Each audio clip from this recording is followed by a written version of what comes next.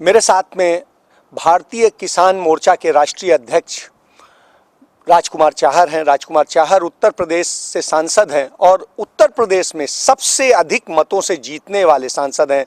फतेहपुर सीकरी जो राजस्थान, उत्तर प्रदेश के साथ साथ हरियाणा और मध्य प्रदेश का बॉर्डर पड़ता है, उस इलाके से वो सांसद हैं। और इसके साथ साथ वो किसान पुत्र भी हैं, किसान भी हैं। वो एक जवान के पुत्र भी हैं और जवान भी रहे हैं। तो कुल मिलाकर के उनके साथ में जय जवान जय किसान दोनों चीज़ें का जो है स्लोगन लगा हुआ है। आज जो सबसे बड़ी चीज़ है, आज सवाल उठ रहे हैं कि नरेंद्र मोदी सरकार में जय जवान जय किसान को पीटा जा रहा है, लेकिन इसमें है क्या? क्यों आखिर नरेंद्र मोदी के ऊपर यह आरोप लग रहा है कि वो किसान विरोधी हैं, वो जवान विरोधी हैं? तो इन सारी बातों पे चर्चा के लिए हमारे साथ में राजकुमार चाहर हैं। मैं चाहर साहब के पास जाऊंगा।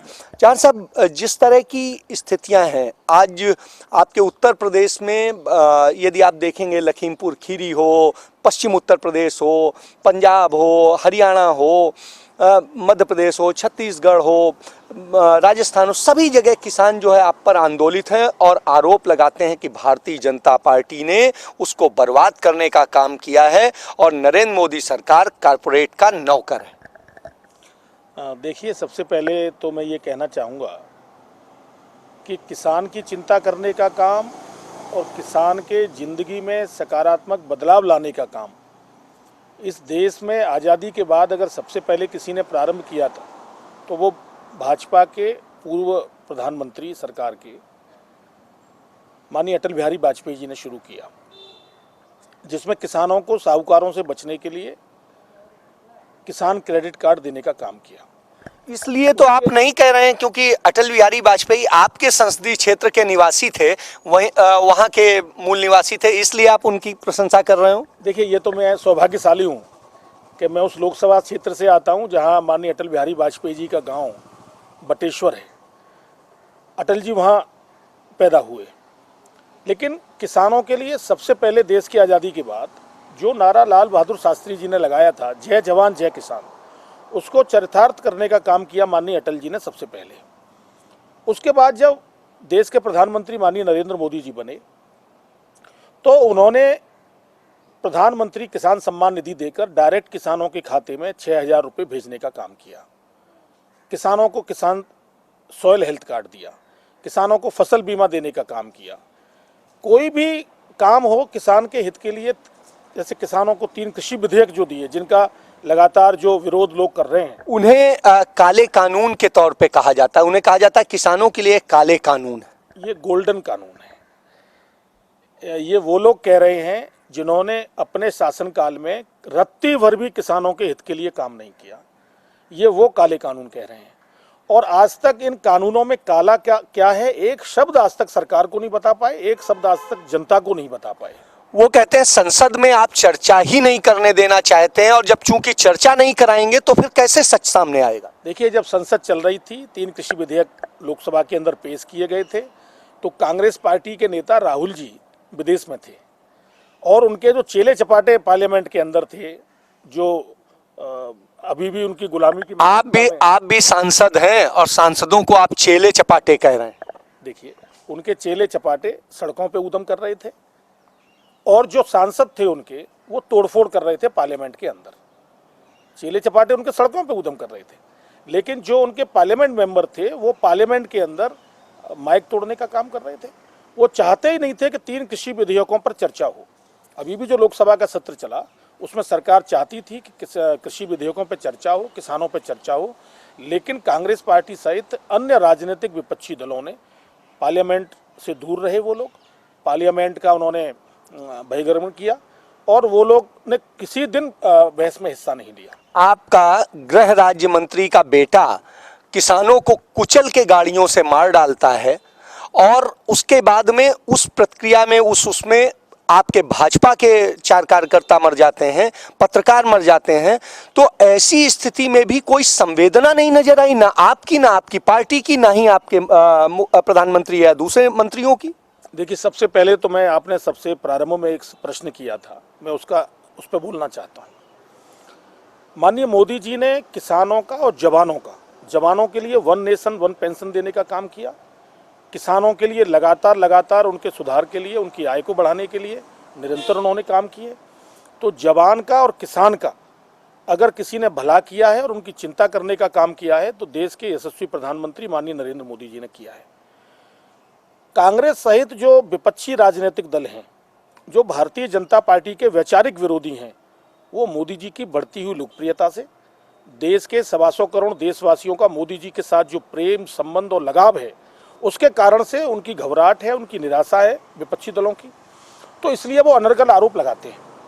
प्रियंका गांधी उत्तर प्रदेश में जाकर के पूरी यात्रा निकाल रही हैं, खुद जा रही हैं, हर किसान के घर जा रही हैं जो पीड़ित हैं, और तमाम जगह पर जहां पर भी उत्तर प्रदेश में तमाम सारी घटनाएं हुई हैं प्रियंका गांधी ने लीड किया है। तो आज वो लीडर के तौर पे नजर आ रही हैं। ऐसी स्थिति में आपकी पार्टी की जो सरकार है वो बैकफुट पे नजर आ रही है। देखिए, लखीमपुर खीरी की घटना की आपने चर्चा की है।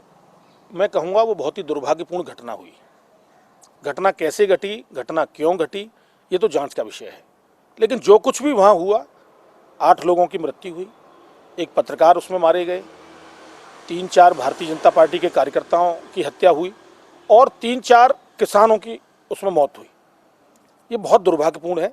जो भी हुआ बड़ा गलत हुआ। व्यक्तिगत रूप से मैं भी बहुत आहत हूँ, किसान के नाते भी, किसान के बेटे के नाते भी, सांसद के नाते भी और किसान मोर्चे के अध्यक्ष के नाते भी। लेकिन मैं विश्वास से कह सकता हूं कि उत्तर प्रदेश के मुख्यमंत्री योगी आदित्यनाथ जी पर हम विश्वास से कह सकते हैं कि कानून व्यवस्था के मामले में वो कोई समझौता नहीं करते हैं। इसकी गहनता से जांच चल रही है। अजय मिश्रा जी के बेटे पर शंका जाहिर की गई है, उनकी गिरफ्तारी हुई है, उनसे पूछताछ हुई है, उनको रिमांड पर भी लिया गया है। उसमें कोई समझौता नहीं किया जाएगा।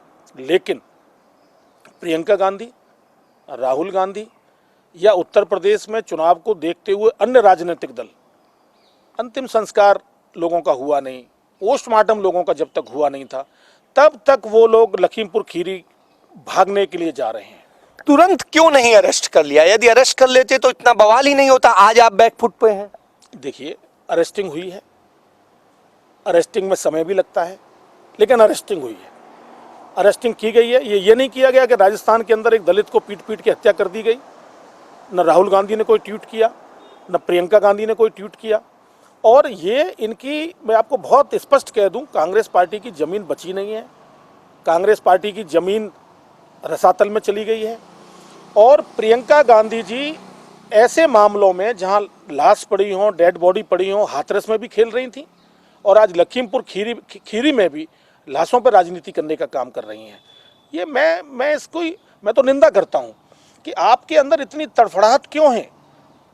और मैं आपको विश्वास से कहना चाहता हूं, प्रियंका गांधी जी कितनी भी राजनीति कर लें, लेकिन आने वाले समय में आप उत्तर प्रदेश के अंदर देखिएगा, कांग्रेस पार्टी की 95 से 98% सीटों पर जमानत नहीं बचेगी। चले, जमानत नहीं बचेगी। आप एक चीज समझिए, वाराणसी प्रधानमंत्री का निर्वाचन क्षेत्र है, वहां पर उन्होंने किसान न्याय रैली करी। उस रैली में अभूतपूर्व उन्हें सफलता मिली, जितनी भीड़ जुटी, जितने लोग जुटे। और ऐसी स्थिति में क्या आपको लगता है कि उधर भी आज जमीन खिसक रही है? देखिए, बनारस में जाएं या कहीं भी जाएं, सारे लोग तो भारतीय जनता पार्टी के नहीं हो सकते। ये प्रजातांत्रिक व्यवस्था है। माननीय मोदी जी जब चुनाव लड़े तो उनको मान लो 55% लोगों ने या 60% लोगों ने अपना मत दिया। तो बाकी के जो लोग हैं वो तो विरोधी हैं, वो तो विपक्षी हैं। तो अगर प्रियंका जाएंगी, अपनी पार्टी की रैली करेंगी, तो उनकी पार्टी के समर्थक और या अन्य पार्टियों के भी समर्थक हैं तो निश्चित रूप से उनकी रैली में आएंगे ही आएंगे। लेकिन उससे ये तय कर देना कि प्रियंका गांधी जी बहुत बड़ी नेता हो गई हैं। देखिए, मैं आपको बहुत स्पष्ट कह दूं, प्रियंका गांधी जी कितना भी कोशिश कर लें, वो नई आई हैं, पहले भी आ चुकी हैं। अब वो राहुल गांधी से थोड़ी बढ़त पाने का प्रयास कर रही हैं। राहुल जी पहले फेल हो चुके हैं और अब प्रियंका गांधी जी फेलियर तो पहले भी हो चुकी हैं। लेकिन मुझे लगता है कि ये बढ़त लेने का काम अब राहुल और प्रियंका में आपस में चल रहा है। राहुल और प्रियंका में चल रहा है। अब मैं पंजाब की बात करूं, पंजाब इस समय काफ़ी जल रहा है क्योंकि वहाँ मरने वाले जो 4 किसान हैं वो किसान कहीं ना कहीं पंजाब की बैकग्राउंड से आते हैं। और पंजाब में भारतीय जनता पार्टी के लोगों का किसान आंदोलन के कारण निकलना दूभर हो गया। उनके नेता आज वहाँ न रैली कर पा रहे हैं, ना ही कोई सभा कर पा रहे हैं। तो ऐसी स्थिति में क्या भारतीय जनता पार्टी पंजाब में खत्म हो चुकी है? नहीं, भारतीय जनता पार्टी खत्म होने का शब्द नहीं है। भारतीय जनता पार्टी पंजाब के अंदर नई शुरुआत कर रही है। भारतीय जनता पार्टी पहले अकाली दल के साथ चलती थी, अकाली दल बड़े भाई की भूमिका में थे, हम बहुत छोटी सी भूमिका में 22-23 सीटों पर यहाँ चुनाव लड़ते थे। आज भारतीय जनता पार्टी पूरे पंजाब में अपना आधार खड़ा करेगी। ये बात ठीक है कि एक भ्रम फैलाने के कारण, एक प्रोपेगेंडा के कारण कहीं न कहीं आज किसानों को उनके मन में भ्रम पैदा जो लगातार कृषि विधेयकों के कारण किया गया है, और हमारे कार्यकर्ताओं को, हमारे पदाधिकारियों को जानबूझकर योजनाबद्ध तरीके से उनको बैठकें नहीं करने दे रहे हैं, क्योंकि वो 3 कृषि कानूनों पर सत्यता को बताएंगे। इन कानूनों पे जो एक पर्दा पड़ा हुआ है उनकी सच्चाई बताएंगे, तो उनको वो जाने नहीं दे रहे हैं। लेकिन सत्य की जीत होगी। आने वाले समय में सत्य को समय लगता है, लेकिन आप विश्वास करिए, यही 3 कृषि विधेयकों के लिए यही पंजाब, जो हम चाहते हैं कि पंजाब में अमन शांति रहे, शांति की बहाली रहे, और कुछ लोग चाहते हैं कि पंजाब में अराजकता फैले, वो लोग सफल नहीं होंगे। पंजाब एक ऐसा प्रदेश है जिसकी खुशहाली से देश की तरक्की का रास्ता निकलता है। तो भारतीय जनता पार्टी उस पंजाब की एकजुटता के लिए, पंजाब में शांति के लिए और पंजाब के लोगों को आगे बढ़ाने के लिए काम कर रही है। पंजाब में आगे बढ़ाने के लिए काम करें। पंजाब में इस बात को लेकर भी गुस्सा है कि नरेंद्र मोदी या उनकी सरकार किसानों के साथ में उस सहानुभूतिपूर्वक बात नहीं कर रही है, उन कानूनों पे उस तरह से बात नहीं करना चाहती है, वो शर्तों पे बात करना चाहती है, जिसके कारण उनकी नाराजगी सबसे पहले वो 1 साल हो चुका है। किसान के लिए सरकार बाहें फैला के खड़ी है, किसान के लिए और किसानों के लिए। लेकिन जो लोग राजनीतिक दलों के द्वारा संचालित हैं, जो भारतीय जनता पार्टी के वैचारिक विरोधी राजनीतिक दल हैं, वो सशर्त वार्ता करना चाहते हैं। सरकार कहती है आप विधेयकों में कोई कमी बताइए, आप विधेयकों में आपको लगता है कुछ सुझाव देना है किसान के हित का, वो सुझाव दीजिए। सरकार उस पर पूरी गंभीरता से विचार करने तैयार है। लेकिन वो लोग कहते हैं कि 3 कृषि कानून वापस ले लीजिए, ये काले हैं। हम कहते हैं ये काले कानून नहीं है, ये तो गोल्डन कानून है, ये किसान के लिए सुनहरा भविष्य बनाने वाले कानून हैं। वो आएँ, बातचीत करें, कुछ उनके सुझाव हैं, निश्चित रूप से उस पर बातचीत की जाएगी। किसानों के बातचीत के लिए दरवाजे खुले हैं, हमेशा खुले हैं, किसानों के लिए नतमस्तक है हमारी सरकार, माननीय मोदी जी, हम सब लोग। लेकिन जो राजनीतिक लोग हैं उनसे कितनी भी बातचीत कर लीजिए, अडिग वो हैं, हट धर्मिता जत्थेबंदियों के जो प्रतिनिधि हैं, कहीं ना कहीं वो राजनीतिक दलों के इशारों पर खेल रहे हैं। देखिए, जम्मू कश्मीर हो या हिमाचल हो, दोनों जगह सेब की जो खरीद हुई उसमें किसानों के साथ में एक प्रकार से धोखा हुआ है, जो कारपोरेट की खरीदारी हुई है, उस बात को लेकर किसान नाराज है दोनों राज्यों में। देखिए, किसानों के साथ बहुत लंबे समय से छल होता चला आया है, और यह कांग्रेस पार्टी के शासन में हमेशा हुआ है। हम यही नियम तो कानून लाना चाहते हैं कि किसान सुरक्षित हो जाए, उसकी फसल सुरक्षित हो जाए, उसकी फसल अच्छे भाव में बिक जाए, स्वतंत्रता मिल जाए, किसान को स्वतंत्रता देने का काम किया है। आज सुप्रीम कोर्ट ने कृषि विधेयक स्थगित कर रखे हैं, आज सरकार ने कृषि विधेयक स्थगित कर रखे हैं। ये कृषि विधेयक एक विकल्प के तौर पे दिए गए हैं कि आप इन कृषि विधेयकों के साथ जाइए, अपनी उन्नति करिए। ये किसानों के लिए बनाए गए हैं, उनके हित के लिए बनाए गए हैं। लेकिन दुर्भाग्य है इस देश में कि विकल्प पर राजनीति करने का काम हो रहा है। देखिए, चाहे सेब का किसान हो, चाहे गन्ने का किसान हो, चाहे आलू का किसान हो, चाहे कनक का किसान हो, चाहे मक्के का किसान हो, उसके जीवन में खुशहाली आए, ये उन्हीं के किसानों के हित के लिए ये कानून बनाए गए हैं। इनका विरोध करना, मैं यहाँ तक कहना चाहता हूँ एक किसान होने के नाते, कि कृषि विधेयकों का विरोध करने का मतलब है अपने भविष्य पर कुल्हाड़ी मारना, अपने भविष्य पे कुल्हाड़ी मारना। इस समय हरियाणा में भी बुरी स्थिति है। हरियाणा में दिल्ली का बॉर्डर पूरा जाम है, पश्चिम उत्तर प्रदेश भी जाम है। तो आप क्यों नहीं इन किसानों को समझा पा रहे हैं? आखिर क्या वजह है कि इतने दिनों में आप उन्हें समझा नहीं पाए और इन कानूनों की अच्छाइयाँ नहीं बता पाए? देश का पूरा किसान समझा हुआ है, देश का पूरा किसान भारतीय जनता पार्टी के साथ है, देश का पूरा किसान देश के यशस्वी प्रधानमंत्री माननीय नरेंद्र मोदी जी के साथ है। विपक्षी दल के कार्यकर्ताओं को कैसे समझाया जा सकता है? वो तो राजनीतिक एजेंडा अपना सेट कर रहे हैं, हताशा और निराशा में मोदी जी की लोकप्रियता, बढ़ती हुई लोकप्रियता के कारण सड़क पर जो लोग खड़े हैं वो राजनीतिक आंदोलन कर रहे हैं साहब। उनको कौन समझा सकता है? वो तो ना आज समझने वाले ना कल समझने वाले। हाँ, लेकिन मैं ये विश्वास से कह सकता हूँ कि देश के किसान को मोदी जी पर विश्वास है, मोदी जी को किसानों पर विश्वास है। ये जो आपस की एकजुटता है ये कभी टूटने वाली नहीं है। किसान आंदोलन के दौरान 700 से अधिक किसान जो है विभिन्न स्थितियों में मर गए। ऐसी स्थिति में एक संवेदना व्यक्त करना भी भारतीय जनता पार्टी ने उचित नहीं समझा। आप खुद किसान मोर्चा से हैं, तो आप लोगों ने भी कहीं संवेदना नहीं प्रकट करी? किसानों के साथ हमारी पूरी संवेदनाएं हैं, किसानों के साथ सरकार की पूरी संवेदनाएं हैं। और मैं तो यहाँ पे ये बड़ा स्पष्ट रूप से कहना चाहता हूँ, आज तक इस पे हमने बहुत ज़्यादा, क्योंकि हम लोगों की मृत्यु पे और कभी डेड बॉडियों पे राजनीति नहीं करते। इन किसानों को, भोले किसानों को, इन भोले वाले किसानों की मृत्यु का कोई जिम्मेदार है तो ये किसान आंदोलन में तथाकथित राजनीतिक दल के नेता हैं। इसके लिए सरकार जिम्मेदार नहीं है। सरकार की लाठी से किसी किसान की मौत नहीं हुई, सरकार की गोली से किसी किसान की मौत नहीं हुई। इनकी मृत्यु का कोई कारण है तो मैं तो कहूँगा कि ये जो बरगलाकर, बहकाकर, भ्रम डालकर जो लाने वाले लोग हैं किसानों के प्रतिनिधि, ये वो जिम्मेदार हैं। उन्हें क्षमा मांगनी चाहिए देश से और उन्हें क्षमा मांगनी चाहिए किसानों से, और भोले वाले किसानों पर राजनीति करना बंद करना चाहिए। भोले भाले किसानों पर राजनीति करना। आज अंतिम अरदास की जा रही है उन किसान नेताओं की या किसानों की जिनकी लखीमपुर में हत्या हुई। तो उस स्थिति में जब अरदास की जा रही है, प्रियंका गांधी समेत सारे विपक्ष के नेता पहुंच रहे हैं, अखिलेश यादव कानपुर पहुंच रहे हैं, तो ऐसी स्थिति में वो अपनी यात्रा शुरू कर रहे हैं। तो ऐसी स्थिति में भारतीय जनता पार्टी को ये नहीं लगता है कि अब उसकी जमीन उखड़ती दिख रही है? इन राजनीतिक यात्राओं से कुछ नहीं होने वाला है। उत्तर प्रदेश की जनता या जिन राज्यों में चुनाव हो रहे हैं वहाँ की जनता ये जानती है कि चुनाव से पहले के दुर्भाग्यपूर्ण घटना पर खुली राजनीति करने का काम प्रियंका गांधी, अखिलेश यादव, अन्य राजनीतिक दल कर रहे हैं। इससे कुछ नहीं होने वाला है। मैं आपको फिर कहता हूँ, मैं उत्तर प्रदेश से आता हूँ, लेकिन उत्तर प्रदेश की जनता के मिजाज को जानता हूँ। उत्तर प्रदेश की जनता भारतीय जनता पार्टी के साथ है और आने वाले समय में प्रचंड बहुमत से भारतीय जनता पार्टी की सरकार उत्तर प्रदेश में बनेगी। और इन विपक्षी दलों के द्वारा, चाहे वो प्रियंका जी हों, चाहे राहुल जी हों, चाहे अखिलेश जी हों, क्योंकि परिवार की पार्टियां हैं, राजनीतिक दल तो ये है नहीं, ये तो परिवार की पार्टियां हैं, अपने वंश को आगे बढ़ाने वाली पार्टियां हैं।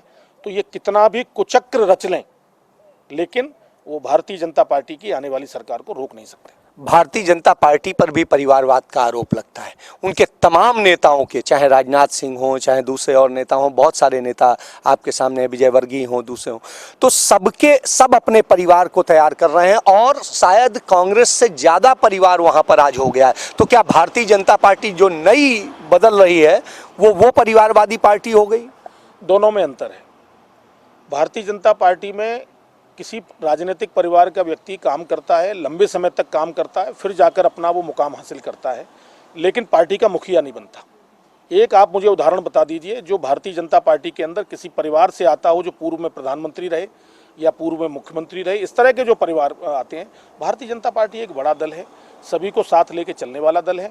अन्य पार्टियों में जो भी पार्टियाँ हैं, चाहे वो समाजवादी पार्टी ले लो तो वो भी एक परिवार की मुखियागिरी में चल रही है, बसपा है तो वो एक महिला जो है बहन जी उनकी उसमें चल रही है, चाहे आपके अन्य दलों में आप उठा के किसी में भी दे लीजिए। अब राहुल गांधी जी, प्रियंका गांधी जी, राजीव गांधी जी, इंदिरा गांधी जी, जवाहरलाल नेहरू जी, वो तो एक ही परिवार पूरा मालिक है एक पार्टी का।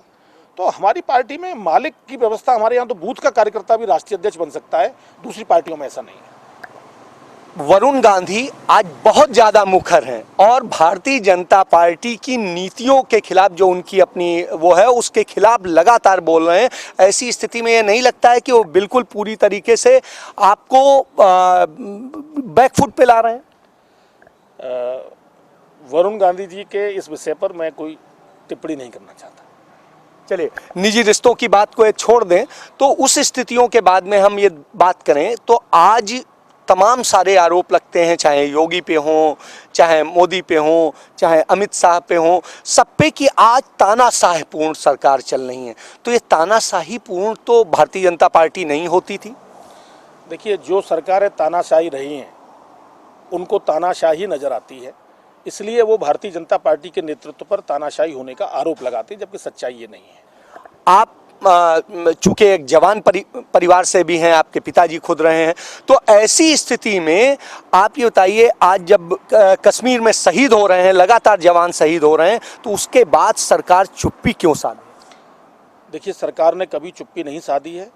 आपको ध्यान होगा कांग्रेस के शासनकाल में किस प्रकार की घटनाएं हमारे जवानों के साथ होती थी और उसका बदला भी नहीं लिया जाता था। आज अगर घटना होती है, वो छुप के कायरतापूर्ण, अगर पाकिस्तान के आतंकवादी या उनके बेस में जो भारत में ऐसे लोग हैं जो पाकिस्तान के आतंकवादी बनकर जो हमला करते हैं, उनका जवाब माकूल रूप से दिया जाता है। आज वो समय नहीं है जब फौज को खुली छूट नहीं थी। आज फौज को खुली छूट है और मोदी जी के शासनकाल तो जय जवान जय किसान का नारा चर्चात होगा। निश्चित रूप से जय जवान जय किसान, और ये नारा ही सार्थक है और सार्थक होगा। लाल बहादुर शास्त्री जी ने ये नारा दिया था, लेकिन इस नारे को सार्थक करने का काम देश के प्रधानमंत्री माननीय नरेंद्र मोदी जी कर रहे हैं। चलिए, नरेंद्र मोदी जी जो है जय जवान जय किसान के नारे को सार्थक करने का काम कर रहे हैं, ये कहना है राजकुमार चाहर का, जो भारतीय जनता पार्टी के किसान मोर्चा के राष्ट्रीय अध्यक्ष हैं और फतेहपुर सीकरी से सांसद हैं।